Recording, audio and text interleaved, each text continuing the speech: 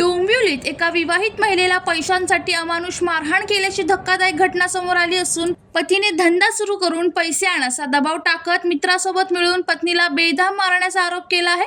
या प्रकरणी मानपाडा पोलीस ठाण्यात गुन्हा दाखल करण्यात आला असून पुढील तपास सुरू आहे। पोलिसांकडून मिळालेल्या माहितीनुसार पीडित महिलेने 2 वर्षापूर्वी यश गुप्ता याच्याशी विवाह केला होता। सुरुवातीला संसार सुरळीत सुरू होता, मात्र काही काळानंतर यश गुप्ता याने आपल्या पत्नीकडे पैशासाठी तगादा लावण्यास सुरुवात केली। महिलेच्या आईच्या आजारपणाचा फायदा घेत तिने आईकडून पैसे आणून दिले, तरीही त्याचा छळ थांबला नाही। आरोप हा आहे की यश गुप्ता याने पैसे आण नाहीतर घटस्फोट घे अशी धमकी देत सतत दबाव टाकला। काही दिवसांपूर्वी तो घरातील दागिने आणि गॅस सिलेंडर घेऊन गेला होता। माझं नाव मनीषा यश गुप्ता, राहणार अरुणवल गार्डन सिटी, महाडा कॉलनी, प्रीम रोज, रूम नंबर 1907।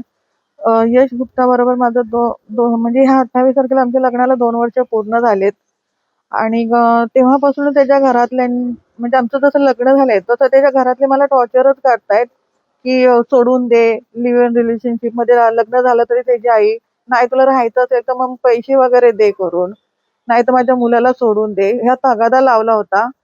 त्याच्यानंतर तरी पण व्यवस्थित चाललं असताना मध्यंतरी असं काय होऊन करायचं तो की मार हा शिवी घाण शिवी देणं, पुन्हा घरी नाही येणार।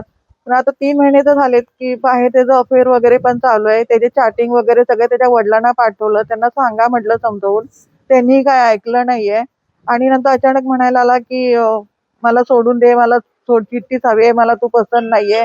माझ्या आईचे पण काही त्यांनी पैसे घेतलेले आहेत आणि दागिने घेतलेत, घरातला बाटला पण घेऊन गेलेला आहे। आज 3 महिने झाले तो आलेला नाहीये आणि घरात राशन वगैरे पण भरलेलं नाही। त्या दिवशी 27 तारखेला तो पहाटे म्हणजे 2:15च्या दरम्यान त्याच्या मित्राला घेऊन पूर्ण दारू पिऊन आला आणि यायच्या अगोदर मला 2-3दा कॉल पण केला, तू खाली ये आणि मी बिल्डिंगच्या आतमध्ये नाही येणार, तुला रस्त्यावरती यावं लागेल आणि मग त्याच्यात तिथेच बोलणं होईल। तर म्हटलं मी काय खाली वगैरे येणार नाहीये आणि तुला काय बोलायचं असेल तू सकाळी येऊन माझ्याशी बोल। पण तरी पण तो ऐकला नाही, त्या मित्राला घरी घेऊन आला। मी दरवाजा खोलत नव्हते, त्याचा मित्र बोलला ताई मला तुझ्याशी बोलायचं आहे वगैरे। म्हटलं मी नाही बोलणार, तुम्हाला जे काय बोलायचं असेल तुम्ही ते सकाळीच बोला, मी आता काही बोलणार नाहीये।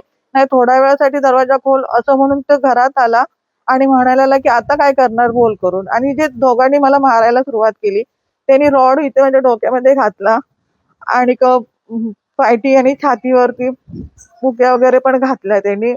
आणि त्याला मला म्हणायला लागला, त्याचा मित्र मला बोलतोय आता जास्त बोललीस ना, तुला माहित नाही आम्ही काय आणले, सामान आणले माझ्याकडे, तेच म्हणजे सोडचिठ्ठी दे नाही तर पैसे दे। हा कुठेही जा, पाहिजे तर तो मला बोलतो तू कुठे जाऊन धंदा, त्याला पैसे हवे ते। इव्हन तुम्हाला एवढा पण बोलला की तू धंदा कर आणि मला पैसे आणून दे। राहुल कांबळे, जनशक्ती कल्याण।